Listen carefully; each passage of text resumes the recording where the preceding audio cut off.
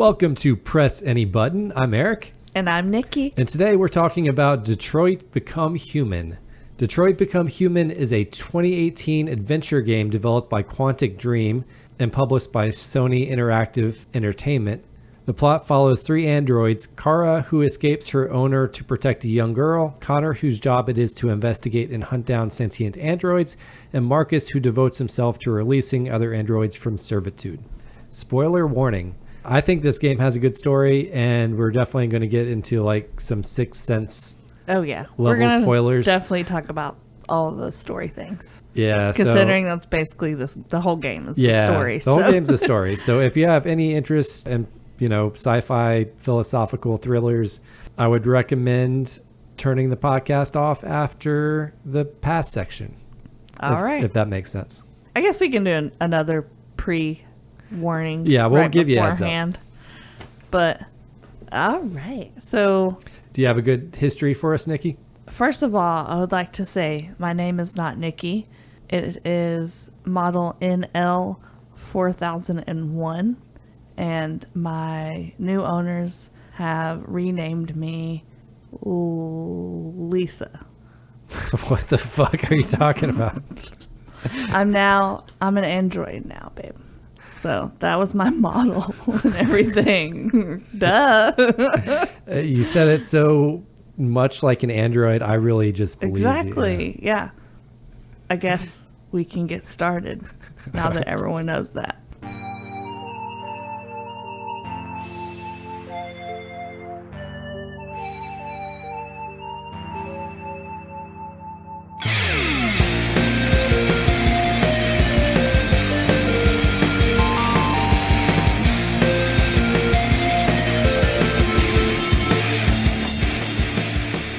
So, Nicky, what happens first? What's the first thing that happened to get this game developed? Well, I'm not necessarily going in chronological order, so I'll just start where I'm going to start.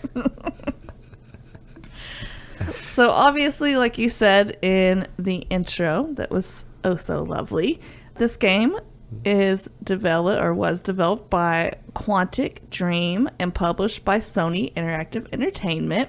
It was released on May 25th in 2018, originally for PS4, and then later it was released on Windows and Steam and on PS5, because that's how we played it. Yeah. It was actually included in the PlayStation Plus stuff, is that right? We didn't really have to pay for it? It's not like a game of the month or whatever for PS Plus, but it is in their streaming library. So if you have a PS5 and you have, well, I don't know, it might be true for PS4 too, because I know that they're kind of like, they're trying to integrate, I guess, their streaming service as the PS Plus. Okay. Well, I call it a streaming service. It's not really a streaming service, but it is kind of similar to like Netflix or something. Yeah. Where it's like a subscription service where you have all these games available. Yeah, you have the games available, and they're combining that with their PS Plus. Yeah, it's pretty cool. I just know we didn't have to pay the like $60, $70, how much ever it costs. So kind of free, or whatever we pay for that subscription. So, anyways, Detroit Become Human is based on a Quantic Dreams technology demo that was released in 2012 called Cara. So if you've played the game, you will recognize Cara as one of the main characters. And so this is basically like a small short film. I think they were trying to show off like PlayStation 3 technology. And so it's kind of like a short film where basically you don't see, but you hear like this cyber life technician, and basically he's putting together an android, and the android is Cara, and she shows signs of being deviant. So the technician is like, oh no, maybe I should put you back or whatever, like basically starts deassembling her because she showed signs of like having emotion or whatever. And then she basically starts begging, like, no, I want to live. And so he lets her pass and go to market, basically. Yeah, that It seems like such an inefficient way of constructing these androids or whatever. Like, yeah. It didn't really make a ton of sense to me, but it seemed okay. Yeah, it was okay. I mean, it started off as just a way, I guess, to show off what they could do with PlayStation 3. It wasn't intended to become a game or anything like that. However, the writer and director David Cage, who is also the founder and co-CEO of Quantic Dreams, he completed the script over 2 years, and basically he wanted to make the demo a full game because he wondered what was going to happen next after he saw this.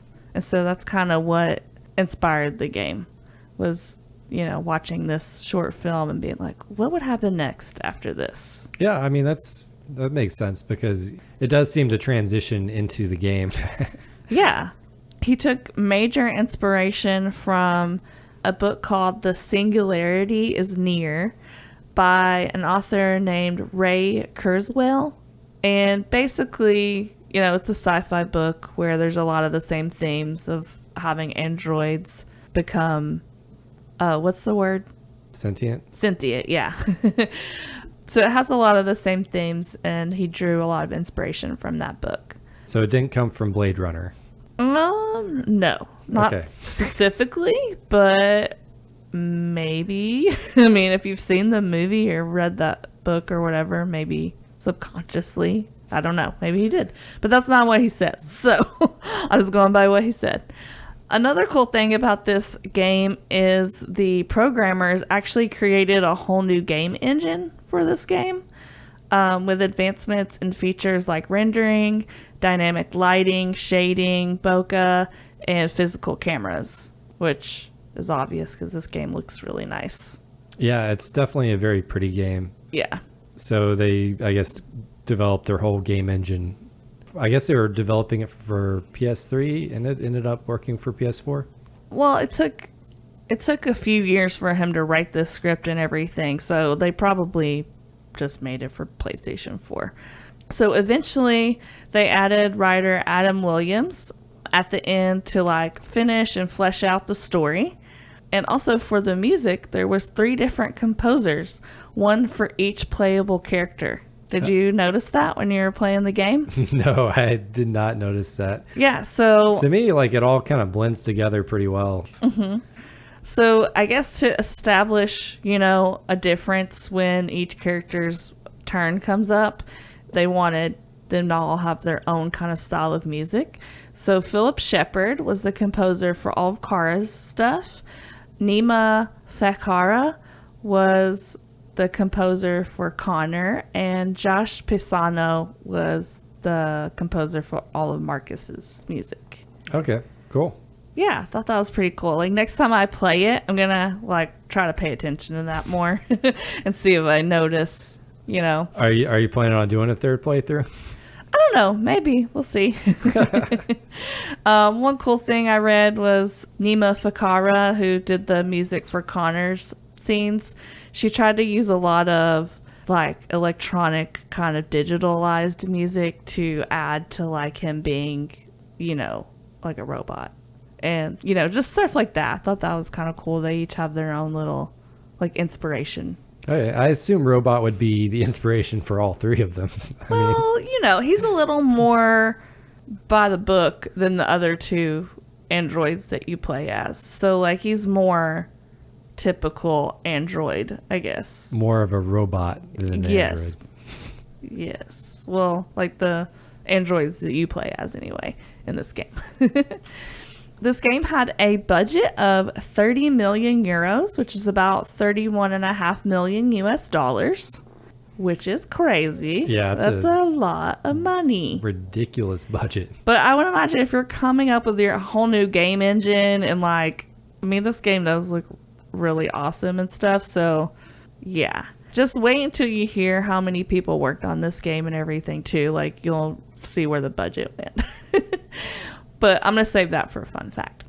Another thing is the 3 main characters are played by Valerie Curry, that's Cara, Brian Descartes as Connor, and Jesse Williams as Markus.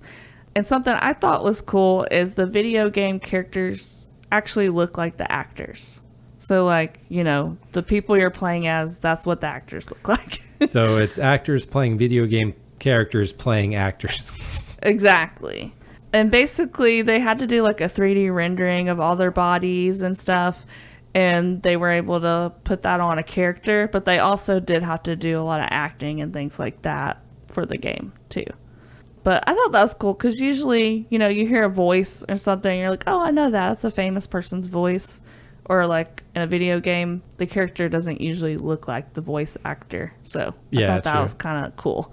Yeah, that is pretty neat that they went and kind of like made their models basically the actors. Yeah.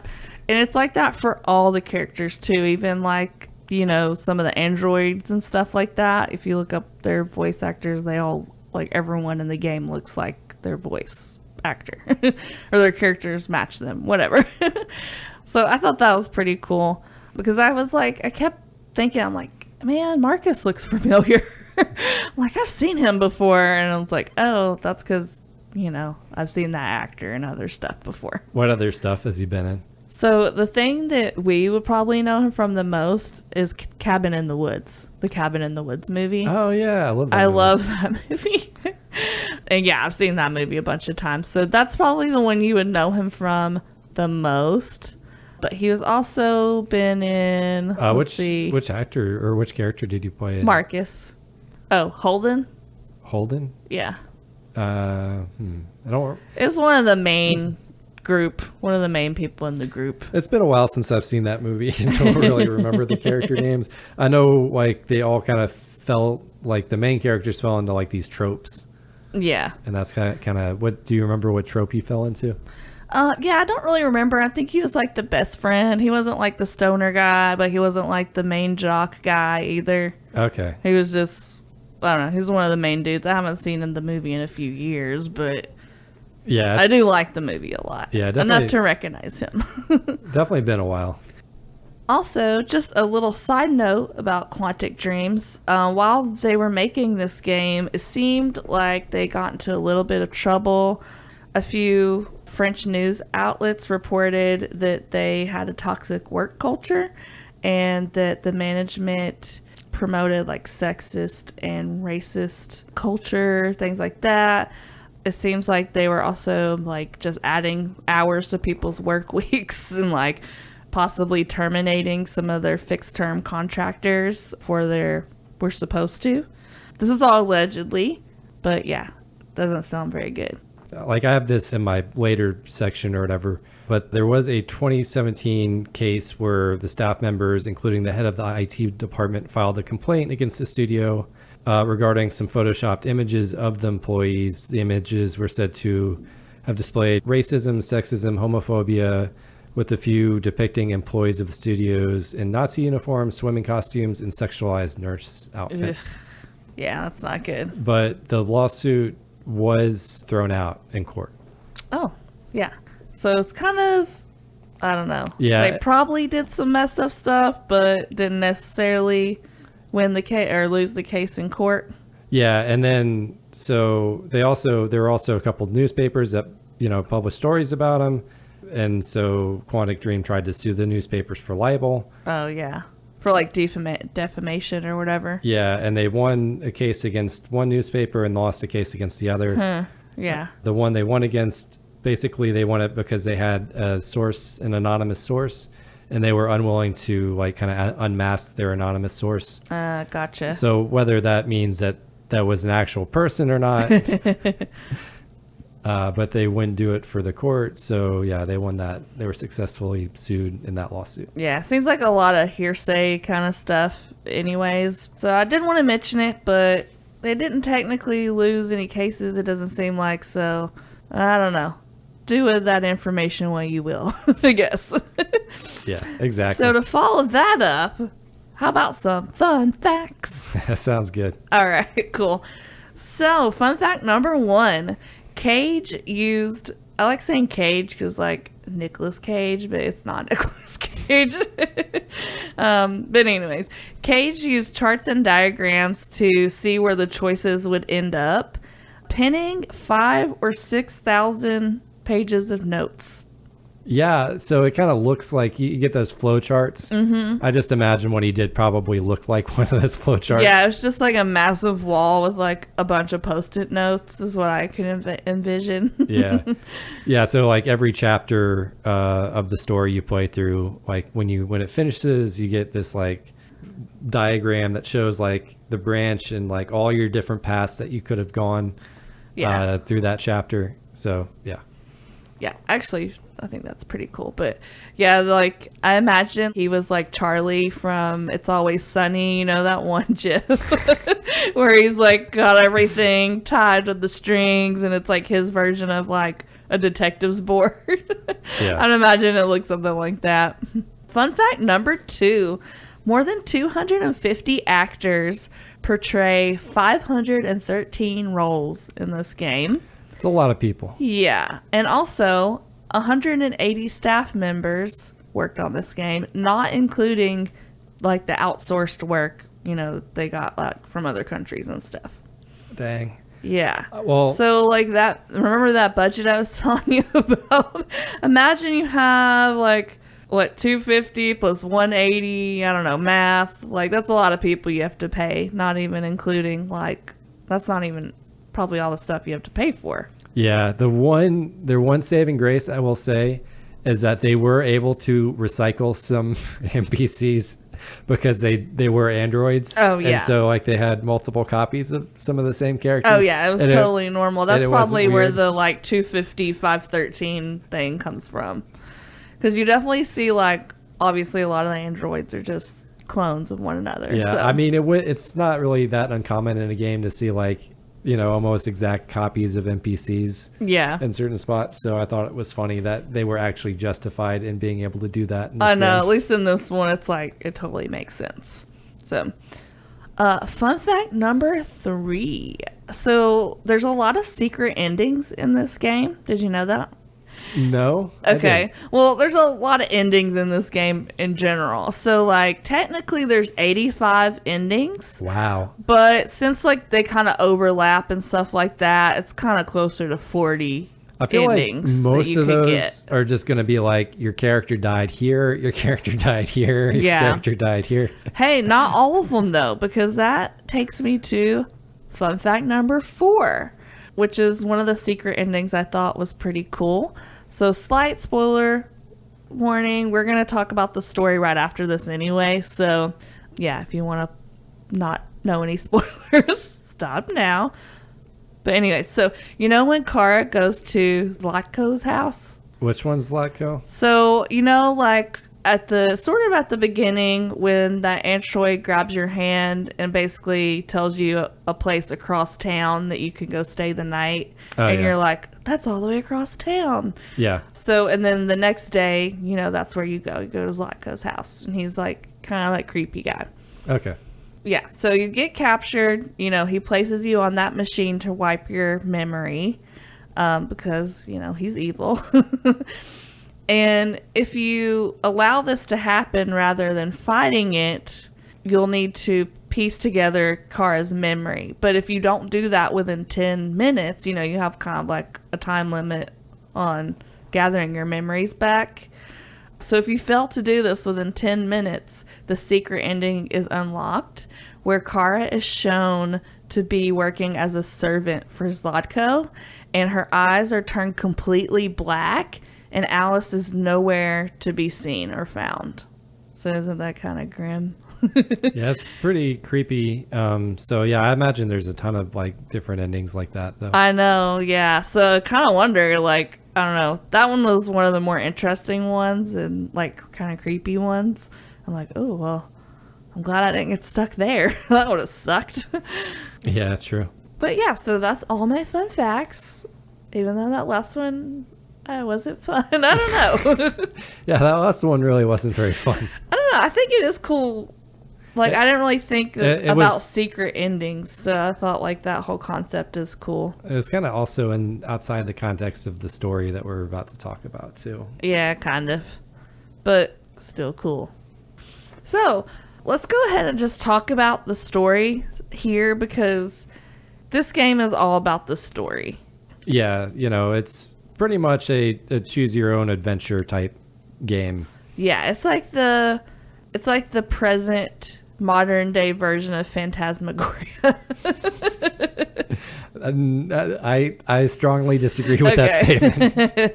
I guess I just mean in the fact that like you're playing through a story and you have options basically. So in that aspect, they're kind of this, similar. Yeah, I would put it. Trying to find a past game this is similar to. It's kind of tough. Yeah, it's a pretty unique game, I think. I mean, I'm not like someone that's played a whole bunch of games yet. I'm getting there, but like for me, I haven't played a game really like this. Yeah, I'm not sure if their other games kind of play the same way. Yeah. Did you do much research into their previous games? Not too much. Like I read the list of what their games were, but I didn't know any of them, so... Okay. Yeah. But anyway, so like we kind of mentioned earlier, you play as 3 different androids throughout the game, and you kind of switch off playing between the 3, and you switch off between their different stories. So you've got Connor, who is basically a cop or a detective. He works for CyberLife, and he is on the case working with a detective to try to figure out why these androids are becoming deviant. And CyberLife is the company that makes all the androids. Yeah. They're the big evil corporation. You always have to have one of those in every game. But yeah, he's cool. He's one of the more go by the rules kind of characters. Well, if you want to play him like that. It's all subjective because it's like however you want to play the game, really. But for him, he's one that if you die, you'll definitely come back. Like, they just replace, like, if one Connor dies, they just replace him with the next Connor. And, you can have a whole graveyard of Connors if you want. You can. They discourage you from doing that because apparently not all the data can be transferred exactly as is when you get a new Connor. So, like, they try to discourage it that way, but really not that many consequences for dying if you're Connor. You're going to come back. And then Cara is another character. She's a female android. And basically, she kidnaps the kid she's supposed to be looking after from an abusive parent. It's almost like a cartoonishly, like, evil character that purchases Cara or has her rebuilt or whatever. Yeah. Because I guess he destroyed her in the last time. Exactly. So... yeah, he's made out to be a pretty bad guy, and so she wants to save the little girl, Alice, and they're basically, like, on the run to try to start a new life together. And then you have Markus, a.k.a. Android Jesus. I saw him more as, like, Android Martin Luther King Jr. Or Android Martin Luther King Jr. But basically, he's accidentally killed by the police, and then they kind of throw him in the graveyard. He comes back to life, so he's resurrected. That's what I was thinking, more Jesus, whatever. From the junkyard, he kind of like pulls parts off of other spare androids and Yeah, and he seems to have a little more knowledge, I guess, of how to like use his free will. Like, he seems to be more independent than some of the other androids. Because he's kind of like the leader. Yeah, he becomes the leader of his posse, like, really quick. Yeah. So then you just have, like, the overall story arch, which is basically all these androids are discovering that they have free will and what that means living in a world with humans who created them. Is there anything else you'd like to add to, like, any major story things I'm missing? I think you got it pretty well covered. As far as, the gameplay styles go, for Connor, you're more like, you're usually investigating like a crime scene. So you're looking for clues, examining evidence, that kind of stuff. And they all involve deviants androids who have gone deviant, which is basically the term for them becoming self-aware and, have committed a crime, like killed somebody or done something fun like that. Yeah, it's totally fun. So I guess you would say Cara's gameplay is more of an escort mission for the little girl that she's trying to take care of. Yeah, that's a good, where you're good take on it. trying to figure out, what's the best way to like care for this girl that you've kind of kidnapped. Yeah. Yeah, and then Marcus's gameplay is all about like making hard decisions. I feel Well, like. they're all about making hard decisions. Well, that's true. Like, yeah, Marcus's is more like related to. It's more action, I guess, especially at the end. Yeah, I would say Connor's is probably the most action because he keeps dying. Well, you didn't fight the war at the end, though, did you? Yeah, depending on the route you go with any of these characters, you might not actually get that much action. But yeah, it's cool that you kind of get like 3 different kind of gameplay styles like in one game. I would say Marcus's is more like focused on trying to either kill all the humans or like have a good public opinion of androids. Like, yes. Like it's more of the PR stuff. Like, oh, do we kill these guys or do we just try to disarm them? Yeah. And like anytime it shows you the public opinion thing, I'm like, oh, okay, public opinion is going to be important. Like, yeah. And then it goes down and you're like, dang it. or maybe you're fine with it if you're going the kill all humans route. Exactly. Like the last time I played, I was like, I'm going to use violence. And it was a lot crazier of an ending than the first time I played through. But just like there was a little bit of controversy with the company that made this game, there was also a little bit of controversy with this game itself and the story.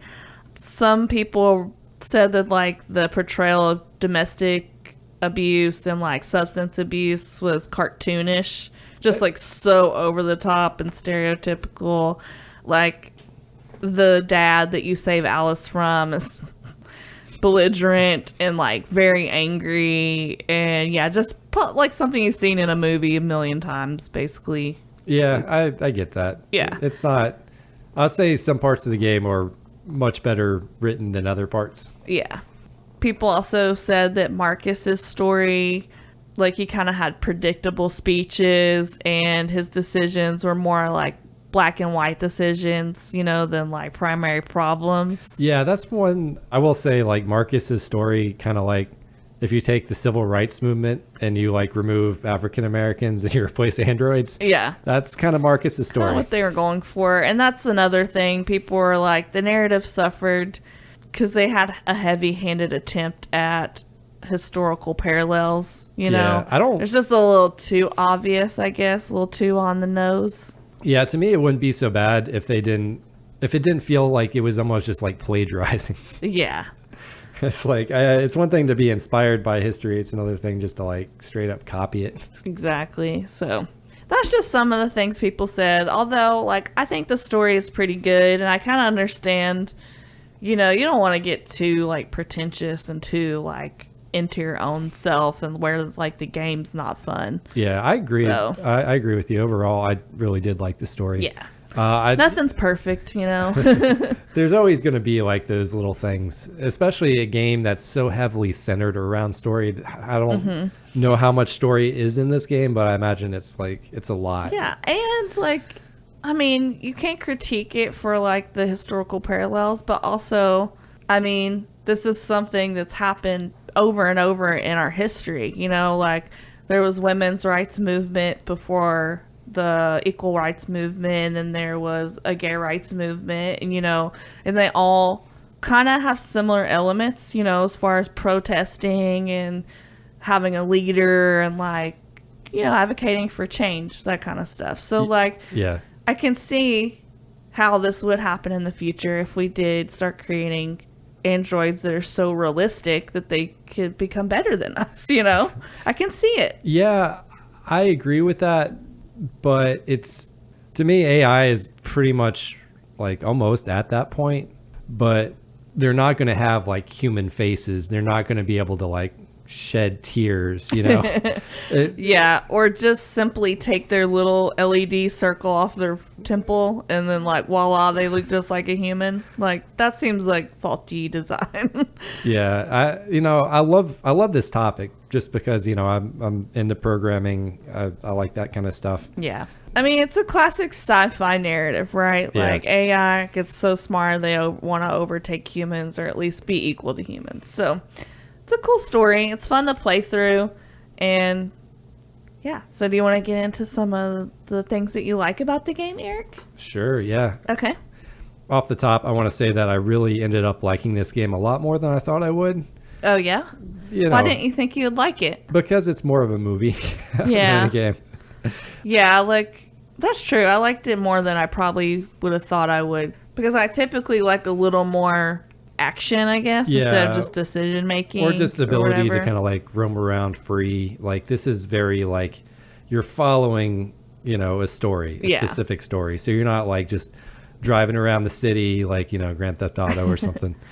But yeah, it does revolve around making difficult decisions and quick time events, and sometimes making difficult decisions during quick time events. Yeah, exactly. I call this difficult decision simulator. Yes. Oh my gosh, so hard. I'm sure today you heard me like, I don't want to do this, but I don't want to do that either. Yeah. What do I do? And then yeah. Yeah. It's fun though. A game like this really only works when the story driving the game is pretty good. Mm-hmm. And yeah, thankfully in this case, the story is pretty good. Yeah, the story is really good. Like we were talking about earlier, could have been better. Yes, probably. But I think it was still pretty good. And there's just so many different outcomes. Like a few years ago, I played a Walking Dead game, and you have all these decisions and stuff, but basically none of them affected the end. Like you still have one or two endings that you could get, or maybe it was just one.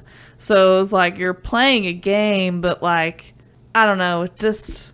Yeah. When you learn that there's still only like one ending, it's like, what's the point? Why did I make all these decisions if it was still going to end the same way anyway? Yeah, it almost like it just pulled the rug under you and like, oh yeah, it doesn't matter. So at least for this one, your choices have different outcomes. And I played it twice and I got two very different playthroughs. Yeah, and I think your outcomes ended up being pretty different from mine too. Yeah. Yeah, we got three kind of different outcomes. And so that's good. If you're going to do a game like this, make the choices count for something. Yeah, I agree. And they do that here, so I like that. One of the things I liked is how the game would jump between the three different perspectives. And, all three stories were pretty different. Mm-hmm. And it was always a bit refreshing to come back to a character after you've been away for a while. It's like, you go through the other two characters, and it always goes in that order. It goes like 1, 2, 3, 1, 2, 3, Yeah. It kind of reminded me of like some improv formats in a way, because it starts off at the beginning, you kind of play longer as each character, but once you get to the end, you're flipping through the three characters like pretty quickly, Yeah, and I liked how the story arcs would weave into each other. So like, even if you had like your two characters in the same scene, you were having to go back and forth and make decisions for both those. Exactly. Yeah, exactly. Those characters. It kind of reminded me of like 2-person improv or 3-person improv, because like at the beginning they'll start out as their established characters, but by the end, the scene's going so quickly, like all the characters are playing, or all the actors are playing all the characters. You know what I'm saying? Yeah. And so like I felt like that here, where it's like, yeah, you start off slow, everyone's got their assigned characters, and then at the end you're like, who am I playing as? Oh yeah, I'm Cara. Oh, now I'm Connor. Wait, and now I'm Connor and Markus talking to each other and all this stuff, and like, I don't know, like they did a good job of just like making it more action packed at the end, which is kind of what you want for the finale or whatever. And one of the reasons that some of the decisions end up being so difficult is the narratives are kind of counter to one another. So like Connor's objective is to like investigate and bring in deviants. Cara and Markus are obviously deviants, and Markus is like one of the main deviants. Yeah. So he's the leader of the deviants. So at one point you're trying to decide like, who's going to win, like which route are these guys going to go? Yeah. So I think through Connor, you really get the process of what it's like for the androids to break out of their android shell, because with Cara and Markus, you're like right away you need to break that wall, but with Connor you don't necessarily have to break that wall until whenever you want to, or you don't have to at all. Yeah, or you don't have to. So you kind of like can experience him slowly wanting to break it more and more as the game goes on. Yeah, it's more of a slow burn with him. Yeah, so I thought, like, that was cool. Because, like, I would imagine, yeah, if you're programmed to do one thing and then just, like, you know, it's not that far off from human life stories, you know? Yeah. It's like your parents are telling you, be a doctor, be a lawyer, do this. But you want to be an artist or something, you know? It's like fighting what society tells you to do versus what you want to do, or, like, you know, that kind of situation. Yeah, you gotta break out and you gotta be like, no, mom and dad, I'm gonna be an artist and show you. Exactly. I'm gonna do whatever I want. One of the things I liked was how short most of the chapters were. So it was really easy to get to a stopping point. Yeah. And because it was going back and forth. Like, I think I read a criticism that someone didn't like how much it jumped around. Huh. I really liked it. As someone that has a short attention span, I also like it. Like, they were complaining it broke up the flow of the storytelling too much. I'm like, I freaking like that. I feel like it was a good pace. Like, any slower and you would almost forget what you were doing as your other characters. Yeah. I feel like. So, yeah, most of the chapters are pretty short. You can play through them within, like, 15, 20 minutes, you'd say. Yeah, and the whole game itself, what would you say, maybe like 10 hours or so? Like, yeah, I think not that's that right. long. I played through it twice within like a couple weeks, so I mean, if you die really fast, it could be short. But anyways, so I read online that a lot of people didn't like the flowchart after each chapter. I was surprised. But that was one of by my that too. favorite things. Like, I've never seen that in a game like this. And to me, it's just like, I don't know. I thought it was cool to see what your options could be, but they don't necessarily tell you what they are. You just kind of see there's a possibility of other options, Yeah. but they don't like ruin it for you and like label what it is or anything. Yeah, I actually really like that too. Like, I don't know. To me, if you didn't like it, you could always just hit X right away and skip it. You know, you don't have to like look at it in detail. People are like, you should make that optional. I'm like, well, you don't have to look at it. Like, just skip it. Yeah. But I thought that was cool because, like, obviously you get to see, like, all the different choices you could have made. But it lets you know, like, okay, if I play this again, I have a lot of different things I can try out and, like, make this different. Or when I was exploring here, I missed a lot of stuff. Yeah, exactly. Like, how did you do that? Yeah. There was also a pretty cool option on there where you could... it was like square or triangle, I can't remember, but it would show you basically the statistics of what like everyone else that's played the game picked. So you could see if your choices were like in the majority or in the minority, you know. There's definitely some mistakes that I made where it was like 22% of people made this decision. And I was like, no wonder I died. Like, let's not do that the next time, you know. Yeah, everyone else figured it out. But I think it really is I don't know, I thought it was different. At least I haven't seen that in any other game. And then also it encourages you to play the game again because you know, oh, wow, I've got all these other things I can see. Yeah, you don't think that your playthrough or what happened in your game is like the only thing that could have happened. Yeah. So what's something else you like, Eric? I really like the music. Yeah. I liked all three of the composers. That you didn't even know that there was three of them. Like, man, that opening credit scene in this game is so good. It gives me chills, man.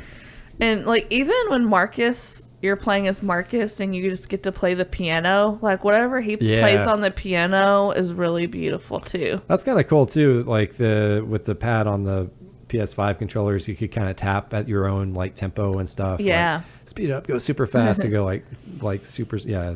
This is, like, our first PlayStation 5 game that we're covering. Yeah, since which we is just got a PlayStation weird because 5. It's not technically for PS5. I think I it's know. like for PS4, and it's like, yeah, I don't know. It's still, the graphics are really good though, so it could be for PS5. But another thing that I like is, speaking of that, is all the beautiful graphics. Like, it is movie quality. Like, and there's certain scenes, like there's a scene where you're in a truck and you break through this storefront and like they do slow-mo where all the glass shards are flying through the air and stuff.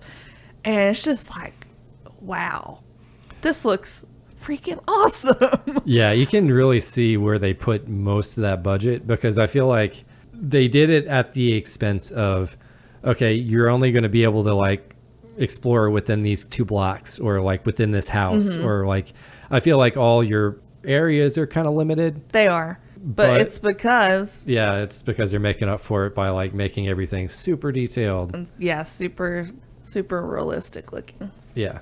So it's a sacrifice. I think for this game, it was definitely the right choice because, this is a very like, you're following a story. You're on a roller coaster. You got to be tied to the tracks. You have any other pros? That's about it. The last thing I have is like, I like that there's a lot of different ways you can play this game. If you want to play through it and be like really dumb and be like really stupid and make dumb decisions, I feel like that could maybe be a fun way to play. If you want to try to not kill anyone, you can do that. If you want to kill everyone, you can do that. I feel like there's just a lot of different ways you could go through and play the game as like whatever your mindset. Like there's a lot of different options, like, like I was just saying, good, evil, silly, stupid, I don't know. Yeah, that's a good quick, point. fast, or like quick, slow. So do you have any cons, Nikki? Oh yeah, there's some cons in here. I'll say, first of all, some of the controls are annoying. I know, especially for you, because I was playing on casual mode, but you were playing on like normal mode or whatever. Yeah, those motion controls are awful. And so for me, it was a lot of just like hit X and O and like that kind of thing when it prompts you. Yeah. But I know for you, it like enabled the motion sensor on the controller, so you had to like keep the controller level and like move it up and down, and like it's kind of tricky to get the motions just right. Yeah, the problem with the motion controls is that the game doesn't recognize your input unless unless like you said, you're holding the controller perfectly flat. It was so funny watching you move that up and down. It was which is not a comfortable position to hold the controller at all. It kind of looked like... Yeah, and it's especially like I one of the reasons I dislike it is because when you get into an action sequence, like, okay, a bunch of stuff is going to start happening. You go ahead and you want to like hold it that uncomfortable way because you're waiting for that motion control. Yeah, you got to be ready. Because if you're not ready for it, like, yeah, it's terrible. It was so funny though, watching you like move it up and down, and then it wouldn't work, and you're like, and it was like, I was like, dang, that does seem kind of frustrating. Yeah. I mean, at least they tried to use the like new technology, but yeah, it just didn't pay off, I don't think. It would have been cool if you could just hold the controller like you would normally hold the controller. Yeah, without having to have it perfectly like level. Yeah. Yeah, I agree. I felt like there were a couple things with the plot that just seemed way too convenient. Oh, yeah. Like, when Markus brings himself back to life and he crawls up that hill and there's conveniently a robe there waiting on a stick there's for like him. just a full outfit like hanging off a stick, and he just like just right there magically outside of like a dump yard, or the fact that the androids can easily remove the little loading circle on their heads, their LED, to make themselves look exactly like there was definitely humans. some plot holes, like major spoiler. I feel like if you were manufacturing the android, you want it to be that easy. You would want them to like be more recognizable. Exactly. Yeah, for real. And spoiler alert, like Alice ends up, the little girl that you kidnap as Cara, she ends up being an android also. And there's just a lot of things that don't make sense about why, like, this is something you find out at the end, so it's kind of like a plot twist. Yeah, it's that's like, Cara, huge, because you think you're the whole time you're saving this little girl, little human girl, and then you find out, oh, she's an android at the end. But there's like all these signs and stuff that, like, you should have known before, you just didn't want to see it. But what I don't get is how, like, when you go to Rose's house, she is like a human that helps androids. She's like, oh, Alice has a fever, and she even brings her medicine and food up to the room. It's like, she should have known that she was an android, right? Like, she touched her and everything. Yeah, you would think that, but also she could have been playing her all along for Cara's benefit. I don't know. It's just, I don't know. Like, some things like didn't add up, but it wasn't enough to like ruin the story or anything. It was just like, I don't know about that. Did you have anything else like specifically? I was gonna say, like, One of the weird things to me about this game is just, like androids are kind of like genderless, so gender should have absolutely no meaning to them. Yeah.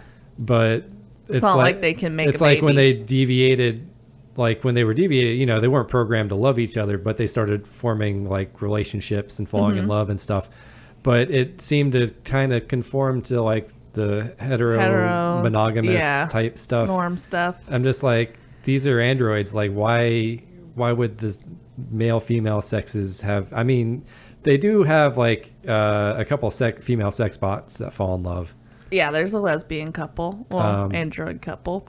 But yeah, I felt like it was. But to be fair, there's not that many android relationships shown in this game. That's true. Like romantic ones, anyway. But they were always just like, they all seem monogamous to me, which, again, like they would all have very similar programming and come from a very similar spot. So it just seemed weird that they would be forming monogamous relationships. Yeah. So, well, do you know that they're monogamous for sure? I mean, none of them really said that. Well, it portrayed them. I'm talking about how they were portrayed. Okay, yeah. I guess the idea was to make them as human so we can empathize as much as we possibly can. Yeah. And I don't think that's necessarily realistic. But I can only think of 3 relationships in the game. There's the 2 sex bots that were female and they were in love. And then Markus and North, they end up getting together. And then there was that couple when you're at Rose's house, where one of them dies and they're like, I loved her. That was a man and a woman. Was there any other ones? Yeah, that's about all I can think of. So I will say they didn't really emphasize a lot of romantic relationships. That's not like a main theme or anything, but it does happen a couple of times. Yeah. They could have made that more diverse for sure. Yeah, it just to me, I didn't understand why it was just like conforming to kind of human standards. Yeah, and I felt I also felt that the main characters could have been more diverse as well. You've got a white woman, a white man, and then a very light-skinned black man. But like, those are the 3 main characters, and that's not very much diversity. Why couldn't they have made Cara Hispanic or, I don't know, anything really that's not white? Yeah, I agree with that. Like Detroit, the city itself is like pretty heavily, I think like 80% black. Yeah. And it definitely does not look 80% black in the game. Yeah, most of the black characters in the games were just like androids and stuff, like NPC characters. Even like your detective partner, Connor's detective partner is a white man, So it's like, yeah, the house Cara lives in, it's a white man character. There's a lot of white men for a town that's supposed to be mostly, Yeah, they could have like maybe come to Detroit and like. They did. They actually did go to Detroit to field for information. They walked around. They apparently spoke to people and looked at abandoned buildings and all this stuff. So there's really no excuse for them. Yeah, I was about to say, Yeah. I'm pretty surprised they wouldn't, I don't know, just have more black characters in there. Yeah. Like, even though they do have some, it just feels like they should have had more, especially with it taking place in Detroit. Exactly. So you have any cons? Any other cons? Yeah, I have a couple more. Some of the things is just like some of the stuff we already talked about, like just why it's controversial. I think they could have made Markus more interesting, and they could have changed up the whole civil rights movement to be a little more different from the one black character you play as basically has to do the civil rights stuff. Oh yeah, I didn't even think about that. Yeah, it's like, come on. So I feel like they could have made his character just a little more like dynamic.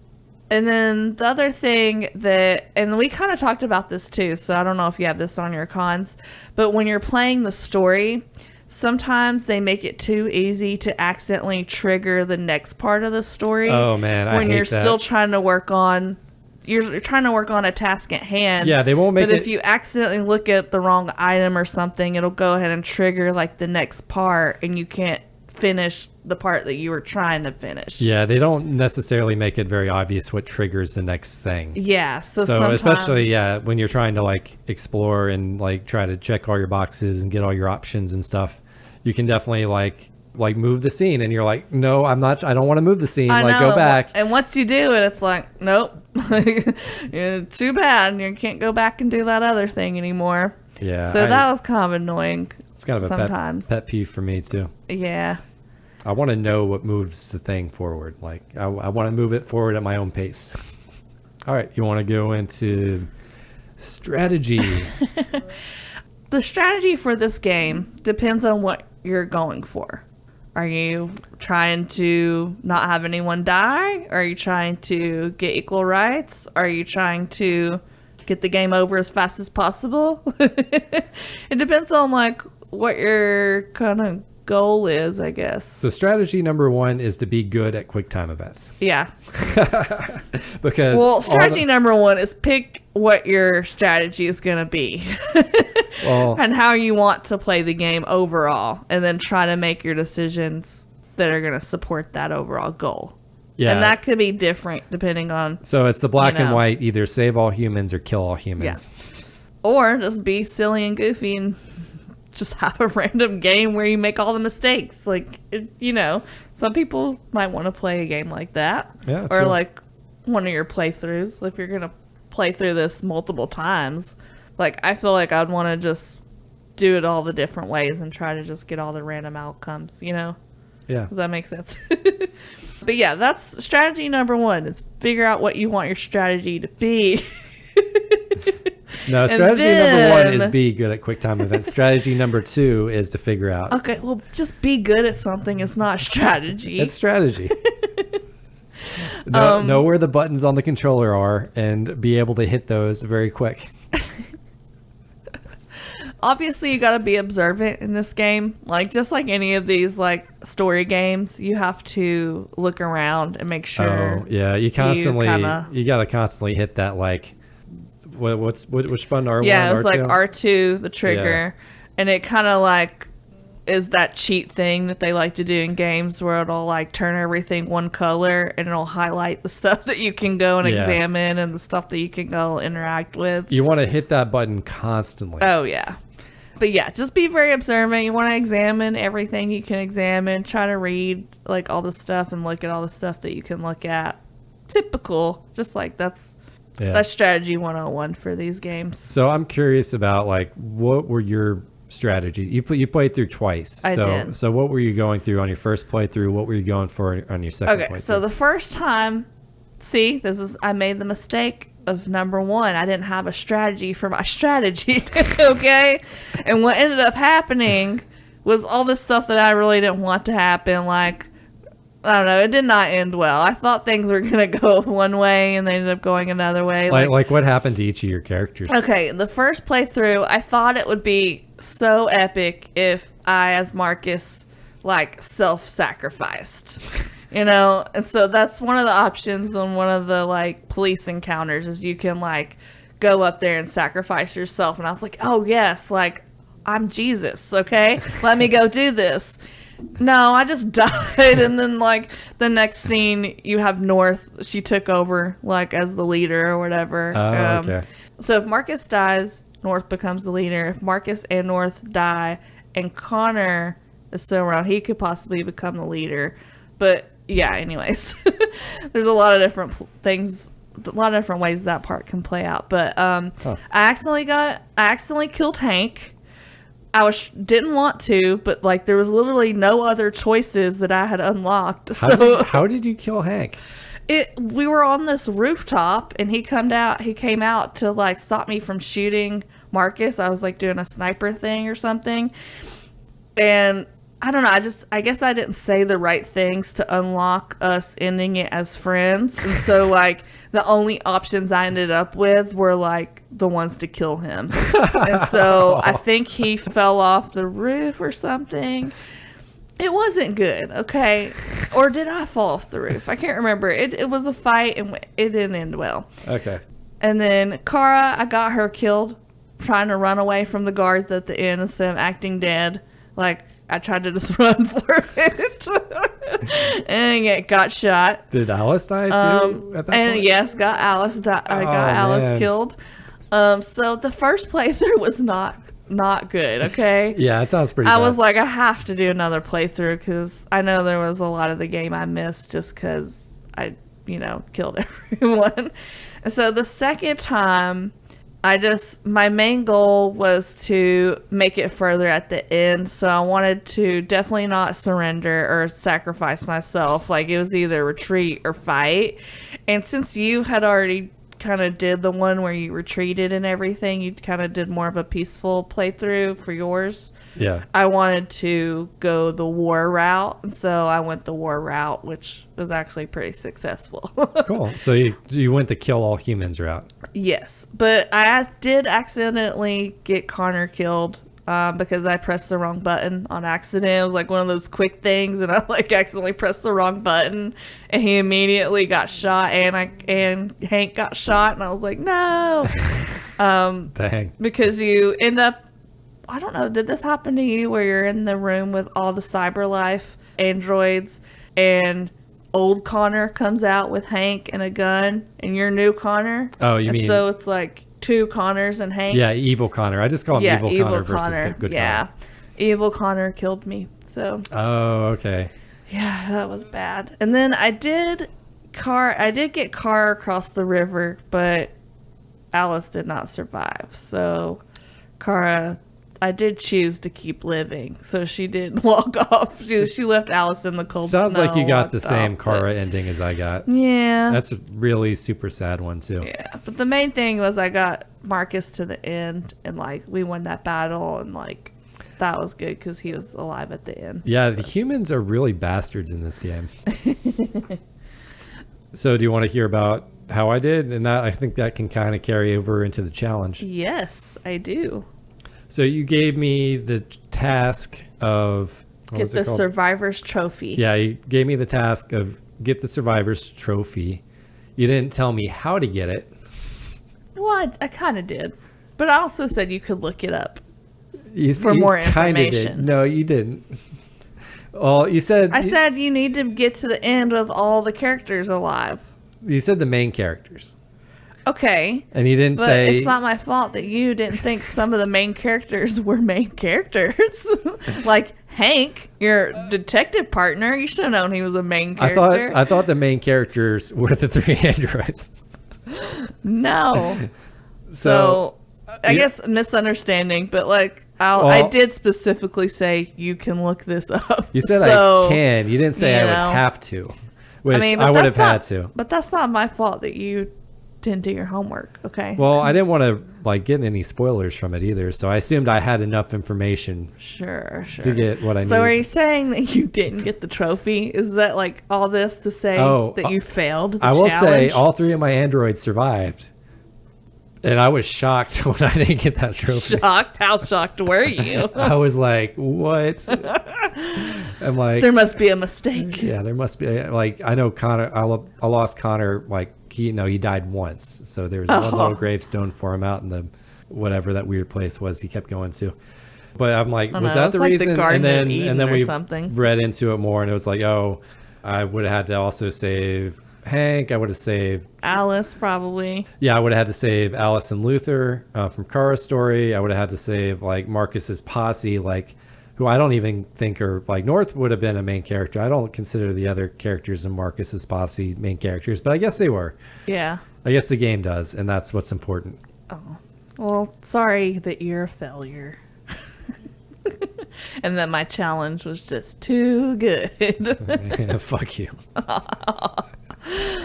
But oh well. I mean, what's the worst? You just gotta rap. Honestly, fun. This challenge was pretty ridiculously hard. I don't know if I could have done it in 2 playthroughs, 3 playthroughs. I just didn't want to be beat the game or play through the game because I feel like that's kind of just an easy go-to challenge, Yeah. And I wanted to make it more specific, so you'd have to have a goal. Yeah. So I did rap this week. Yeah.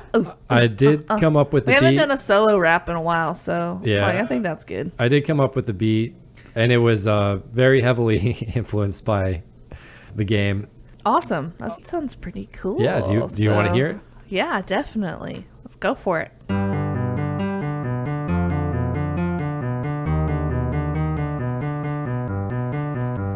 vital. You sign up for a free trial, entitled for the first 18 years after your arrival. Specifics are redacted, logistics are contracted, overreacted. If you fail to be impacted, distracted by hamburgers.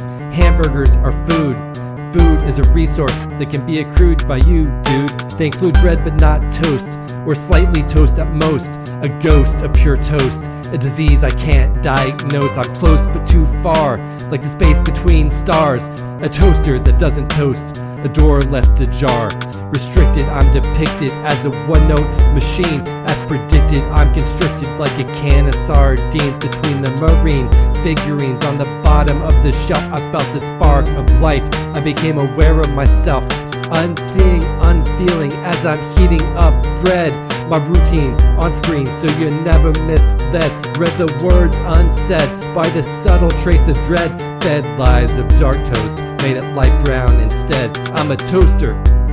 I resent it when I toast. I resent it when I'm stored for weeks by my host. I resent it every day when you fumble with my controls. I resent the consoles and fish bowls that have larger roles. I resent you in your face, a face I could not place.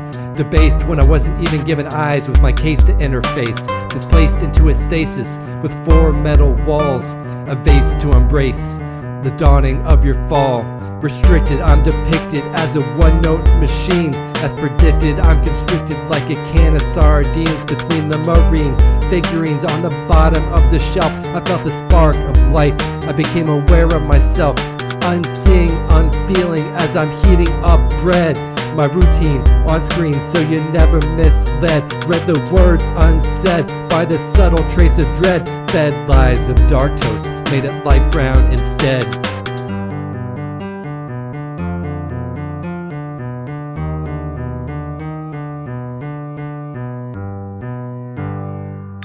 Toast is ready. Oh my God, Eric. Leave it to you to write a freaking rap about a toaster that becomes human or becomes self-aware. So it wasn't any specific character. I decided to write like that kind of a theme, like if a toaster were to become self-aware and kind of like have one of those breakout things, but it's a toaster. I love it. So funny. I just feel like if your toaster did become self-aware, it would probably resent you. Did you ever watch that movie when you were younger about the toaster? Yeah. And all the home objects that came to life and everything. That was a messed up movie, wasn't it? I don't know. I don't remember anything. There's a lot of messed up movies when we were a kid that were disguised as like cute cartoons. It was called like The Little Toaster. Something like that. Yeah. My Little Toaster. So Eric, what did you find about the future? Well, other than all the lawsuit stuff. Yeah. That we kind of already covered. Yeah. So Quantic Dream is currently working on a new Star Wars game called Star Wars Eclipse. I did see that. The game takes place during the High Republic era of the Star Wars universe, which is several centuries before the events of the main 9 movies. Yeah. I also saw that they did a press release where they were basically like, ensuring everyone that they had good work culture. They're like, we promise this is going to be like LGBTQIA plus friendly. We've got women working on this. Like, it sounded like, I don't know, they're trying really hard to make sure people weren't like suspicious. But I saw that was supposed to be released 2023 or later. Yeah, I don't know. There's not a release date exactly for No, I feel like it's a good place for a game kind of like Detroit Could Become Human, where you have those moral questions. Do you think it's going to be like the same kind of game, like where you play through like a Star Wars story? I would imagine it'd be like that, because that's the only game I know that they've done. Yeah. I don't know how their other games play, if they all play similar to that, but you're right. It might be pretty different. It seems like a lot of people would like a Star Wars game like that, though, where you can play through the story and make your own decisions and stuff. I could see that being received well. Yeah, I don't know. I'll hold my judgment until I get a chance to play it. Well, it could be a year or two. So yeah, which will probably be when I get it for free or on extreme sale. So yeah, might come sooner or later, depending on how good of a game it is. I saw that just a few days ago, May 17th, Quantic Dream released a brand new limited edition vinyl soundtrack for Detroit Become Human. It was a special edition. They only did like 500 copies of it, but it was the soundtrack volume 2, so it goes like more in depth with the... How many volumes are there? Just 2. Okay. But I thought that was cool. It looks really like nice. Like the record is like that blue color that's in their uniforms, and the album cover or whatever is all white, and yeah, it looks really cool. So Eric, did you find anything else about the future? Yeah, so apparently Quantic Dream is reportedly in the process of being acquired by Chinese corporation NetEase. Have you heard of them before? NetEase Games, yeah. No, I hadn't. I'm not familiar with the games NetEase has made. They've made the Westward Journey series, Tianxia 3, Heroes of Tang Dynasty 0, Ghost 2. But they do license Overwatch and Minecraft for the Chinese market. Okay. I guess they're a pretty big corporation in China. Like, I was reading all the different stuff they're into. They even have like pig farms and stuff. Oh, no. Like, I don't know if that's a good thing or not. Sounds like they're in a lot of different stuff. Yeah. I guess they're trying to expand their video game development side of the company. I wonder how that will change the company and like what kind of games they make. Yeah, I'm very curious about how that changes the company. Okay, so Eric, you're picking the next game, right? Yeah, excited? I don't know. Your face looks a little evil. Are you about to pick an evil game, Eric? No. Well, I don't think so. Okay. This is a pretty fun game. So we've been playing a lot of story, like heavy story games. Yeah. We have. I definitely want to get away from a heavy story game and get more into like a pure game. Just like, all right, Peggle. It's just a game that you're just gonna like. You can Tetris. You can ignore almost all the story and just play it like a game. Pac-Man. No, none of these are right. Dang. Any other guesses? Story. Let's see. Games that don't have a heavy story. Can't think of any other ones other than the ones I've already said. So what do you got? Okay, so we're gonna be playing Mario 64. Okay. There's basically a note at the beginning of the game, and that's almost the entire story. Yeah. So, okay, don't hate me too much, but like, what's Mario? Which one is Mario 64? Yeah, it was the. I know it's obviously for Nintendo 64. Yeah, it's a Mario game on the Nintendo 64. So you're basically. Is this the one where you jump into all those paintings and stuff on the walls? Yeah, this is the one where you're jumping into paintings. This one's really hard. I don't think it's bad at all.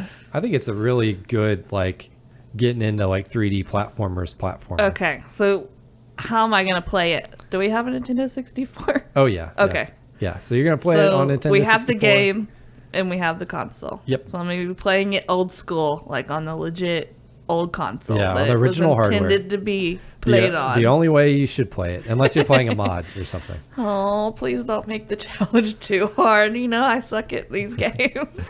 This is a fun one. So I'm going to say you're going to have to get exactly 69 stars. Oh, God. Out of how many? 120. So I have to get over half the stars? Yeah. How do you get stars? By being levels? Yeah, so like every painting you go into, there'll be 6 stars that you can get. Like, and they're just like big coins or whatever that you like you just jump and get them. Like you would a coin. Yeah. Okay. Yeah, and when you get a star, it takes you out of the level. So, but yeah, each painting has... Oh, wait, when you get 1 star, it takes you out of the level? But you said there's 6 stars in the level. Some are really easy to get in the level, like, and each basically... Wait, so say I'm playing a level and I got a star, like, at the beginning of a level, and then it takes you out, and then I have to go back in? And you just have to avoid the star that you already got, or is it like not there anymore? It will be there, but it will be like a gray outline. So Oh, okay. it will be Gotcha. pretty easy not to get that same star. Okay. So that's what I basically- was wondering. Like, so I have to remember not to get certain stars. And the title of the star will basically be like the hint of how to get it. And sometimes you start at different places within the level depending on the star that you're working on. Have you beat this game before? Oh yeah, I've beaten it. I got I think all 120 stars. Really? Yeah, it's a very fun game. Like, when I think of this game, I think of that one glitch that's like impossible. Do you know what I'm talking about? It's like it's like you have to go out into the space and make a crap. It's just so complicated. It's like there's this one star I thought that no one could get because you have to do this like really crazy move. I don't know. No, it's all the stars are pretty obtainable, I think. Okay. You don't know what I'm talking about? I swear we were watching like a YouTube video the other day and they were talking about like impossible things to do, and they showed like something from that game, but oh well. This was a while ago. Are you talking about the impossible coin? Yeah, is that it? Is that from this game? that was a old video. This is like collecting every single coin in the game. In this game though, right? And like one of them spawns like out of bounds, and it was like how to try to get this coin that spawns out of bounds. But it's this game, right? Mario 64? Yeah, that the person was and talking about. it shows them try to do it, and it's just like the most insane thing ever. Some of these like glitches from these old games are You don't awesome. have to worry about trying to collect every coin in the game. Okay, So you're not, I know. You're Okay, not worried good. about that. Okay, good. You're just trying to So- get exactly 69 stars. What if I get 70? Is that a fail? That's fine. I'd say at least 69 is probably At better. least 69. Look- Okay, because then I don't have to quit the game in case I actually do get that amount. Because if you said I had to get exactly, then I have to like basically stop yeah, playing, yeah. you know? Yeah, sure. Cool. Okay, well, we will see. I haven't played this game. I've played it a little bit with friends, I think, but I've never like tried to beat it or anything, like played it seriously. So Okay. we'll see how it goes. Yeah, this will be fun. All right, bye. Bye, guys. See you next time.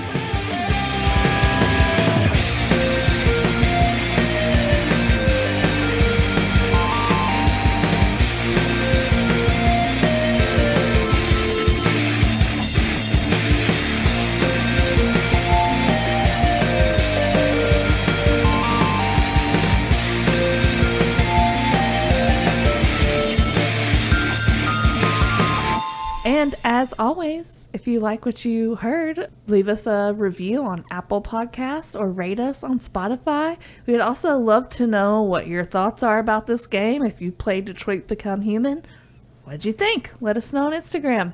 See you later. Bye.